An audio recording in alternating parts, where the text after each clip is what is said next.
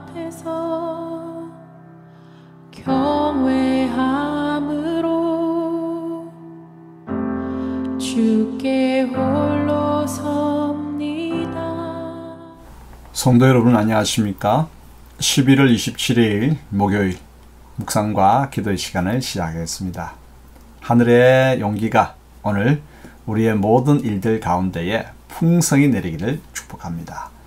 주님께서 주시는 은총의 말씀은 느헤미야 7장 5절로부터 73절의 말씀입니다. 내 하나님이 내 마음을 감동하사 귀족들과 민장들과 백성을 모아 그 계보대로 등록하게 하심으로 내가 처음으로 돌아온 자의 계보를 얻었는데 거기에 기록된 것을 보면 옛적에 바벨론 왕 느부갓네살에게 사로잡혀 갔던 자들 중에서 노임을 받고 예루살렘과 유다에 돌아와 각기 자기들의 성읍에 이른 자들 곧 스룹바벨과 예수아와 느헤미야와 아사랴와 라아мя와 나하마니와 모르드게와 빌산과 미스베렛과 비그웨와 누훔과 바나와 함께 나온 이스라엘 백성의 명수가 이러하니라.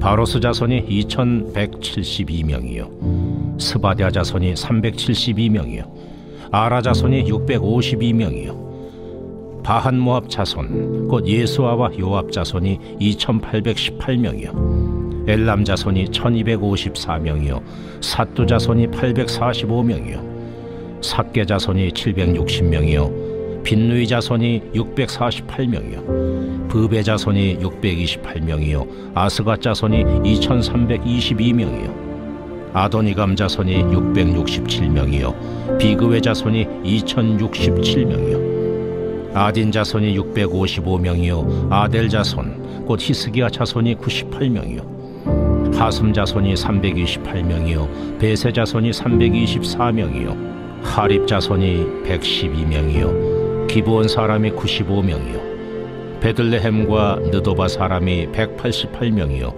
아나도 사람이 128명이요 벳아스마웻 사람이 42명이요 기리앗 여아림과 그비라와 부에로 사람이 743명이요 라마와 게바 사람이 621명이요 믹마스 사람이 122명이요 베델과 아이 사람이 123명이요 기타 느보 사람이 52명이요 기타 엘람 자손이 1254명이요 하림 자손이 320명이요 여리고 자손이 345명이요 로드와 하딧과 오노 자손이 721명이요 스나 자손이 3930명이었느니라.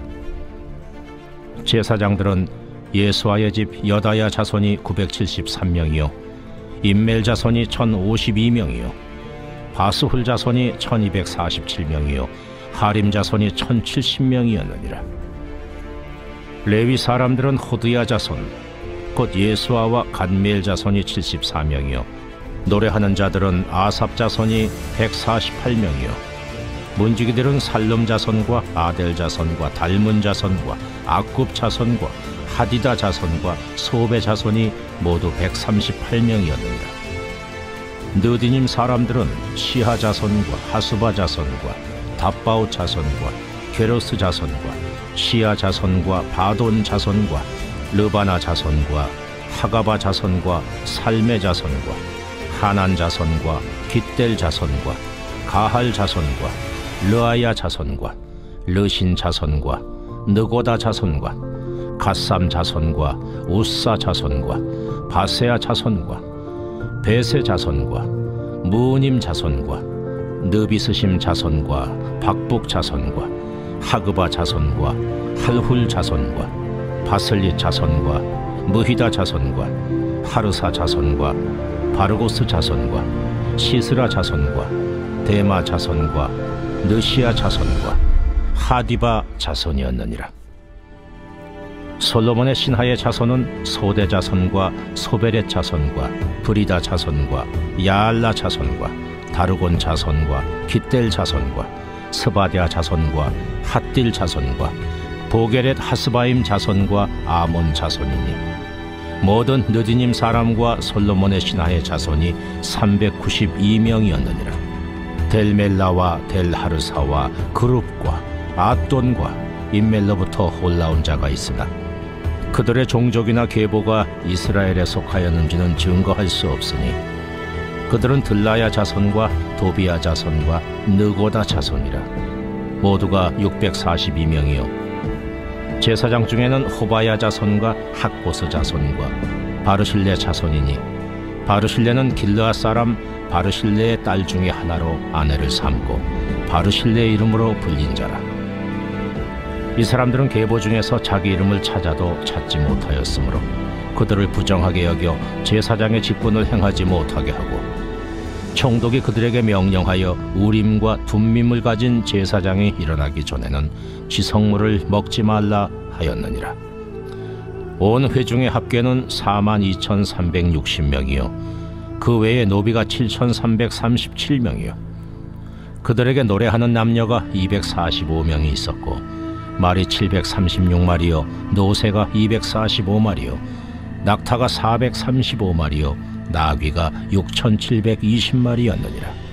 어떤 족장들은 역사를 위하여 보조하였고 총독은 금 1,000드라크마와 대접 50과 제사장의 의복 530벌을 보물국간에 드렸고 또 어떤 족장들은 금 2만 드라크마와 은 2,200만회를 역사국간에 드렸고 그 나머지 백성은 금 2만 드라크마와 은 2,000만회와 제사장의 의복 67벌을 드렸느니라.